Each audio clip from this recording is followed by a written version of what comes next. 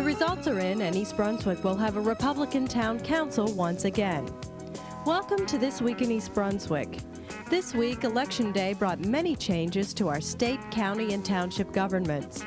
We'll show you the men who made it to the council in East Brunswick. Also coming up, a special representative from a small town government in Japan has been visiting East Brunswick this week. We'll also take a trip to the Lowe House in Piscataway to see their newest exhibit. These stories and more are coming up, but first here's a look at programming next week here on Channel 8. Kick the week off Monday morning at 10 with a combination of aerobics and toning. That's with Lenore Kulik on Look Great, Feel Great. Books celebrating birthdays are featured on Stories from the Library at 10:30. Tuesday night at 7 on In Print, author-illustrator Graham Basie discusses his Whodunit for Children, The 11th Hour, A Curious Mystery. At 7:30, it's Sports Talk with John Megliaro. This month on For Art's Sake, Dolly Vasta interviews two artists who work very differently in pastels. Courtroom artist Ida Libby Dengrove tells about some of the most notorious cases she's covered, and Francine Schneider-Roklowski talks about artistic inspiration and censorship. That's Wednesday night at 7:30. At 8 o'clock, the Arts offers a tour of the many cultural and historic facilities open to the public in Middlesex County. Thursday night, we'll be back with a new edition of This Week in East Brunswick, and at 7:30, hear about resources available to victims of Alzheimer's and their families on aging aspects. For Saturday's schedule and sports updates, check the Community Bulletin Board.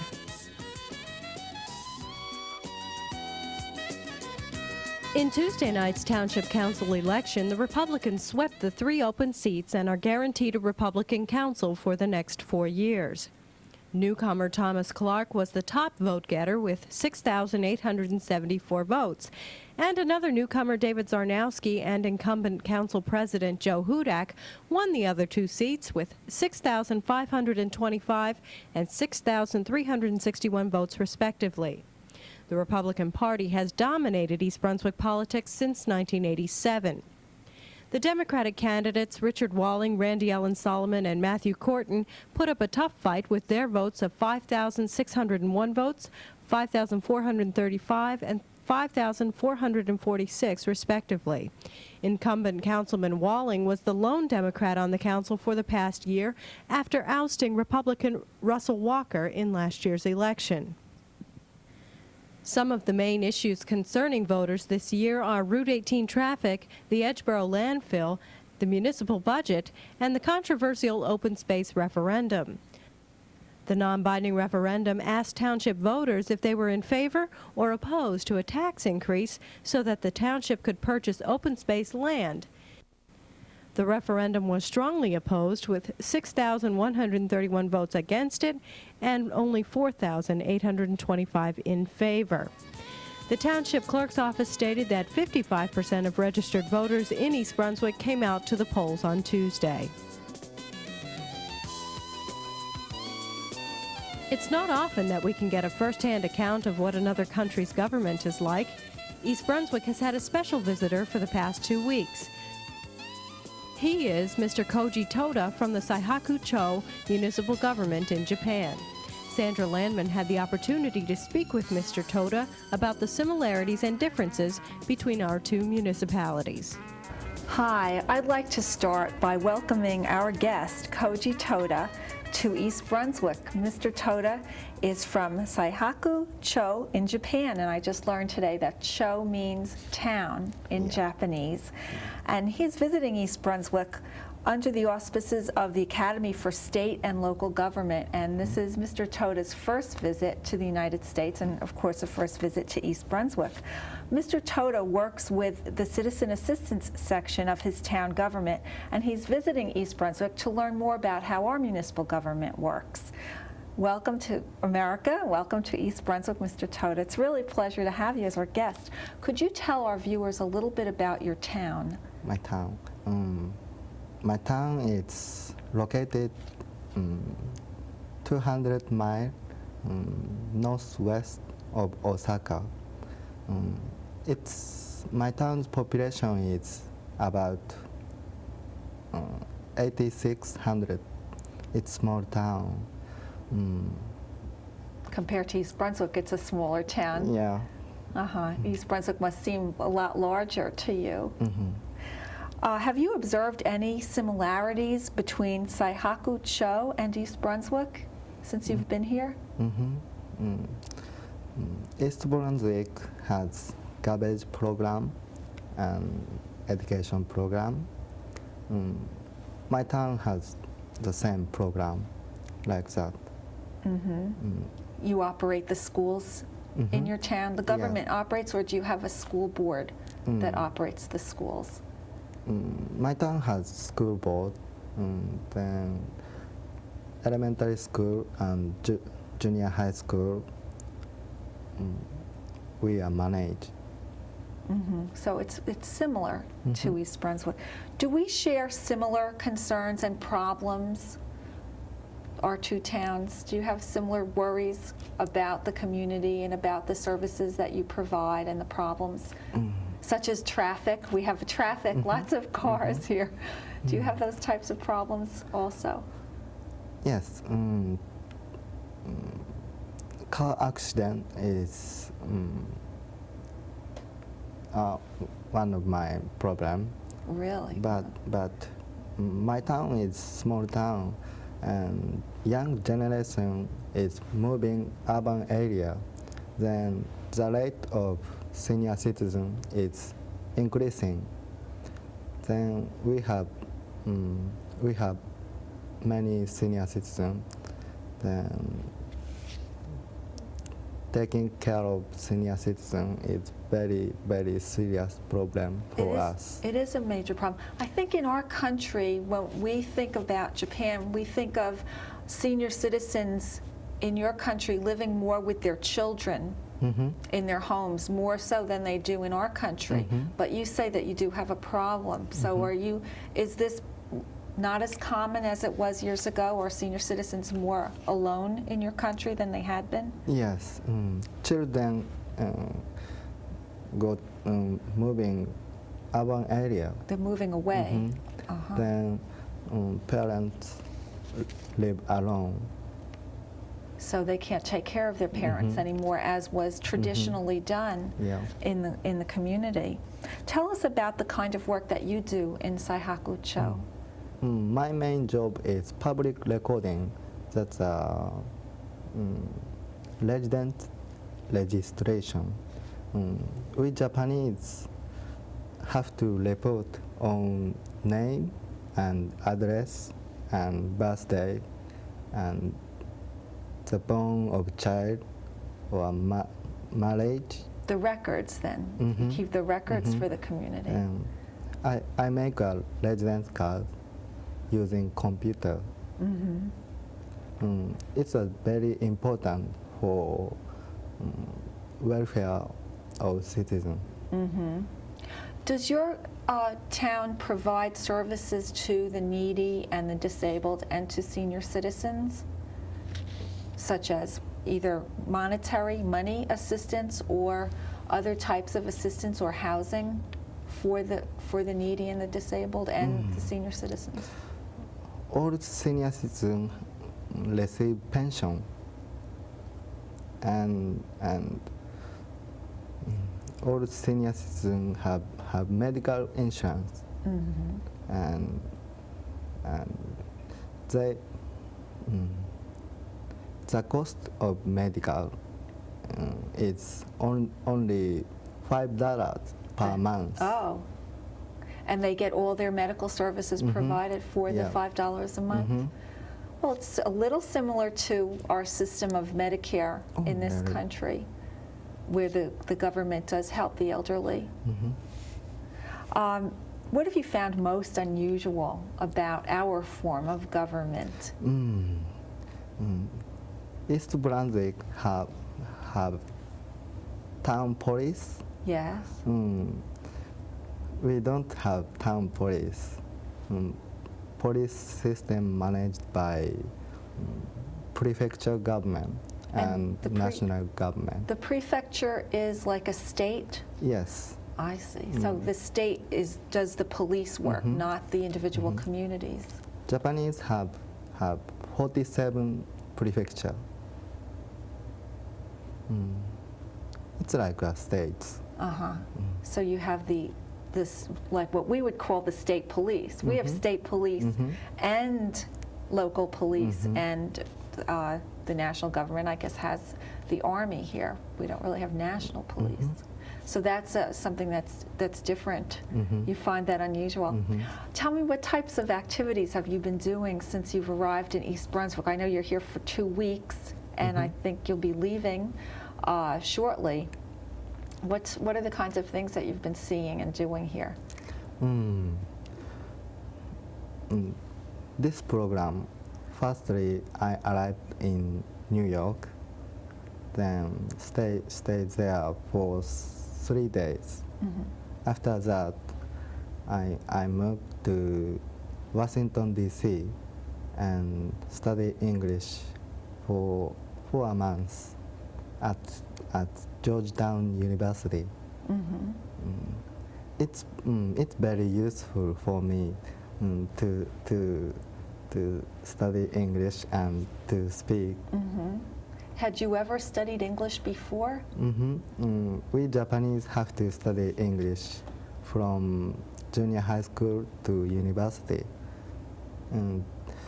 But that's only reading and writing.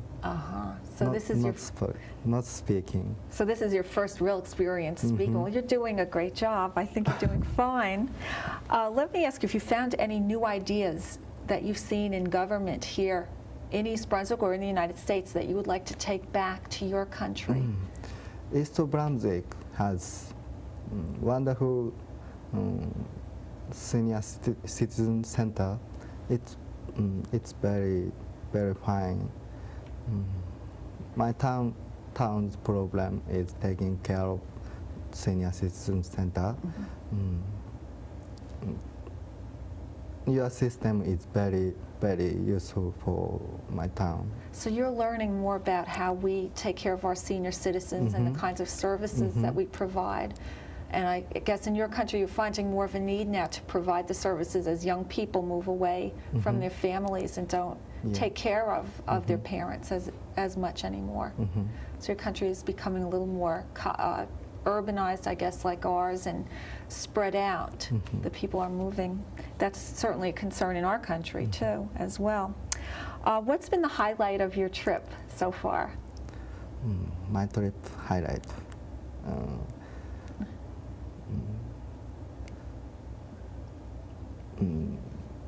Like everything. We Japanese don't know exactly the American public system. Then staying here is very good opportunity to learn. Well, thank you. We're kind of running out of time, but before we go, I just want to tell our viewers that we've received a gift from your country here in East Brunswick, and I want to make sure that everyone gets a chance to see it. Mr.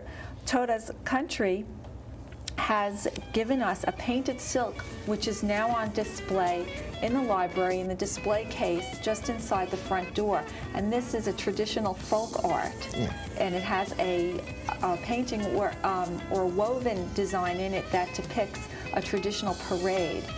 I'd like to thank Mr. Koji Toda for being our guest on This Week in East Brunswick, and also once again extending our very warmest welcome to you, and we hope you come back.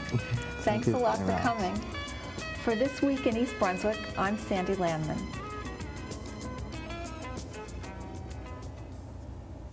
Hi, I'm Concetta Tomei. Through the eyes of Lila Garreau on TV's China Beach, I know the critical role played by the operating room nurse. Before, during, and after surgery, these highly specialized registered nurses respond with knowledge and compassion. They're dedicated to the profession and to their patients' physical and mental well-being. Operating Room Nurse Week recognizes OR nursing contributions to nursing science and patient care throughout history.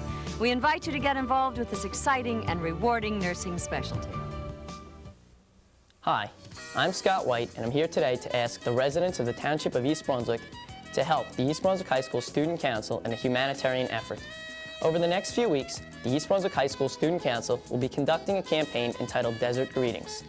We're asking the residents from the community, as well as the students from the high school, to donate gifts and money so that we can purchase additional gifts and greetings cards to send to the troops in Saudi Arabia. Remember, these soldiers won't be home to share the holiday season with their families. We must remind them that the community of East Brunswick hasn't forgotten that they're there for us. Send your gifts and donations to the Student Council, care of East Brunswick High School, 380 Cranberry Road, East Brunswick, New Jersey, 08816.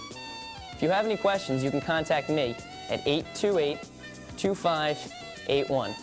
I want to thank you now because I know the citizens of East Brunswick are going to band together in this effort and show the troops that we really do care about them. Hello, and welcome to Consumer Aware. I'm Adrienne Eisner, Director of the East Brunswick Consumer Affairs Office. The United States Consumer Product Safety Commission estimates that approximately 14,000 clothes dryer-related fires occur each year. Some of these fires may occur when lint builds up in the filter or in the exhaust duct. Under certain conditions, when the lint blocks the flow of air, excessive heat buildup may cause a fire in some dryers. To prevent fires, clean the lint filter regularly and make sure that the dryer is operating properly. Clean the filter after each load of clothes. While the dryer is operating, check the outside exhaust to make sure that exhaust air is escaping normally. Closely follow the manufacturer's instructions for new installations. Most manufacturers that get their clothes dryers approved by Underwriters Laboratories specify the use of metal exhaust duct. If you are having the dryer installed, insist upon metal duct unless the installer has verified that the manufacturer permits the use of plastic duct. Check the exhaust duct more often if you have a plastic flexible duct. This type of duct is more apt to trap lint than ducting without ridges. If you need any further information, please contact me at the East Brunswick Consumer Affairs Office. We are there Monday through Friday from 9 a.m. until 5 p.m. The telephone number is 390-6954. Thank you for joining me on Consumer Aware. See you again next time. This past Sunday evening, the East Brunswick High School soccer program was well represented in the Greater Middlesex County Championships. First, the Lady Bears soccer team, coached by Lowe defeated the Madison Central Spartans to capture their 11th consecutive GMC title. This 1-0 victory was the product of a lone goal scored by Debbie DiNiccolo. The Lady Bears, who also captured their 11th consecutive Red Division title, are currently ranked number 3 in the state with a record of 18 wins and 2 losses. You can see the Lady Bears in action at 1 o'clock on Friday, November 9th at East Brunswick High School when they take on Piscataway in the Central Jersey Finals. Immediately following the girls' soccer game, the boys' soccer team, coached by Dan Haston, took on the St. Joseph's Falcons in the GMC Finals. After an exciting 80 minutes of regulation play and an additional 20 minutes of overtime play, the Bears and Falcons finished in a 1-1 tie, sharing the GMC championships. East Brunswick's only goal was scored by Jeff Gagno. The Bears finished their season with 15 wins, 4 losses, and 1 tie.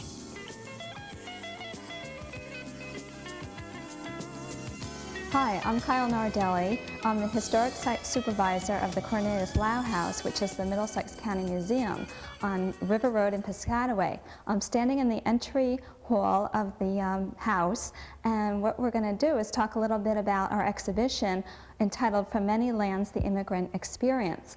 What we do is trace immigration in New Jersey from about 1840 to the present. And we can really find that there are about 3 major waves of immigration at that time. The first group, coming about 1840 through about 1880, were primarily from Northern and Western Europe. Our second wave, major wave, would be from about 1880 to 1930. And we have most of the people coming from Southern and Eastern Europe. And now bringing up into more recent times, from about 1945 right through the present, we see most of our immigrants are coming from Asia and the Americas. And we invite you to follow us along, and you can see some of the artifacts that are in this exhibition. Okay. In this room, we focus on work, and of course, really, the main reason that most immigrants came to settle in this country was for better economic opportunities. So many of the areas where these people have gotten involved have to do with agricultural, some are artisans, others gotten involved in the food industry. Here we have an example of a sausage stuffer, which we borrowed from the Hungarian Heritage Center, the American Hungarian Foundation, in New Brunswick. And on the wall, there's a photograph of two gentlemen from northern New Jersey who are actually German, and they're making sausage there. So things such as this that we just buy in the store today, of course, have been really made by hand by many people for many years, first in their old countries and then when they settled here. And here in the center of the room, we have an example of a cornstalk cutter, which we borrowed from South Jersey, the Alliance Colony Foundation. And that's where in the late 1800s, one of the first Jewish agricultural settlements started in this entire country. So this would have been a very important agricultural tool used in settling their communities. Many of their children are now lawyers and physicians right in that area, and you can go down and visit that area of New Jersey and see some of these, where these farming communities existed. Regarding work in New Jersey, many of the immigrants who came and settled here were employed in the growing number of factories, particularly in northern New Jersey, where the textile industry was growing very rapidly in the 1800s. Here's an example of a Singer sewing machine made about 1855, and in Elizabeth, New Jersey, where you see this picture here of the Singer sewing machine factory. Singer was really one of the largest employers in New Jersey at the turn of the century, and many of the people were immigrant workers, particularly from Europe. Another photo shows some women employed in the textile industry in Paterson around 1900, and behind me would be someone coming in more recent years, a photo just taken a few years ago of someone from Turkey who's working up in Paterson in the textile industry today. Some of the other areas where a lot of immigrants were employed in New Jersey, particularly at the turn of the century, the lower photo here shows some women working at Johnson & Johnson in New Brunswick.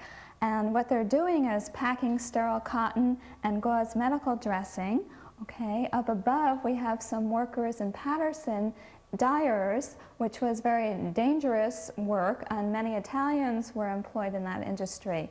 Next, in the center, is a photo of the Rogers Works in Paterson, where locomotives were made, and most of the locomotives at the time of the mid to later 19th century were made right in Paterson, and there again many immigrants were employed. Further to the left, the lower photo is of the Michelin Rubber Company in Milltown. This was a French company, and therefore many of the French immigrants who came to this country found work there. Above are some women, particularly Hungarian immigrants, who often found work in such companies as the General Cigar Factory, located right in Fords, New Jersey. Organizations were formed by many of the immigrant groups coming to this country as a way to really extend their social life from the old countries they came from.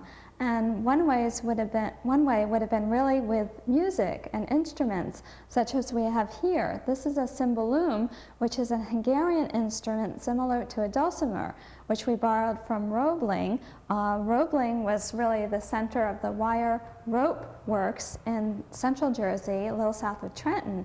And above we have an oud, which is an instrument still popular in the Middle Eastern countries. Oud means wood in Arabic. And behind here on the wall are some pictures related to religious faith. And of course, as immigrants came to this country, they would want to practice the faith that they had in their old homelands. First, we have a photograph of a Sikh temple in northern New Jersey. Also two photographs of a Russian Orthodox choir from about 1935 in Bayonne, New Jersey. And further to the right, an interior of a Russian Orthodox church. So through religion, through music, and also many athletic type groups such as German Turnverein groups, the immigrants were able to extend their culture and beliefs into this country where they settled.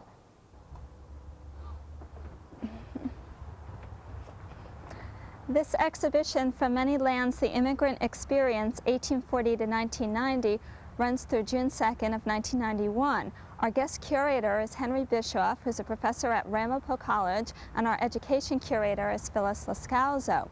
We also have a brochure which is available if you're interested on the exhibition, and you can obtain one by calling the Middlesex County Cultural and Heritage Commission at 745-4489 or the museum directly at 745-4177. The museum is located at 1225 River Road in Piscataway, and we're open Tuesdays through Sundays from 1 to 4 p.m. to the public. We're closed Mondays and holidays. Also, school groups can arrange appointments and come to the museum on weekdays, Tuesdays through Fridays in the mornings. We invite you all to visit this exhibition. At Wednesday's council meeting, Township Administrator Jack Coughlin presented a proclamation to Lucille Fisher, President of the East Brunswick Principals and Supervisors Association, and to Kathy Schwartz, President of the East Brunswick Education Association. The council has proclaimed next week American Education Week in East Brunswick. Whereas America's public schools serve all the children of all the people, and whereas the strength of a community is measured by the schools it keeps, and whereas the schools of the 1990s need broad citizen support to meet the diverse needs of today's families and to help each student achieve his or her potential, and whereas educational excellence is built on the involvement of the entire community, including parents, business leaders, elected officials, public service personnel, and senior citizens, now therefore be it proclaimed that on behalf of Mayor Sinagra, the Township of East Brunswick, American Education Week, November 11th to November 17th, 1990, and urge all citizens to observe this week with appropriate activities and to renew their commitment to the education of every child. Both women will appear next week on This Week in East Brunswick to talk about American Education Week. In addition, Mr. Koji Toda, who was introduced earlier in this program, was recognized by the council and thanked for the gracious gifts given by him to East Brunswick. Whereas Koji Toda, a visitor to this country from Japan, has been participating in a 3-month pilot program conducted by the Japan Local Government Internationalization Association, and whereas this program included a 2-week orientation internship tour in a local U.S. town in an effort to increase mutual understanding and as an information exchange among state and local government officials in the two countries. And whereas East Brunswick was selected as a town in the United States to host a visitor, Mr. Koji Toda, who is from Saihoku-chou, Japan, where he works in the government's Residence Division staff as an information recorder. Now, therefore, be it proclaimed that on behalf of Mayor Sinagra, the Township of the Township of East Brunswick, do hereby express appreciation on behalf of a grateful community to Mr. Toda for his participation in this program and for the gracious gifts he presented from his town in Japan to the Township of East Brunswick. That's all for now. Thanks for watching.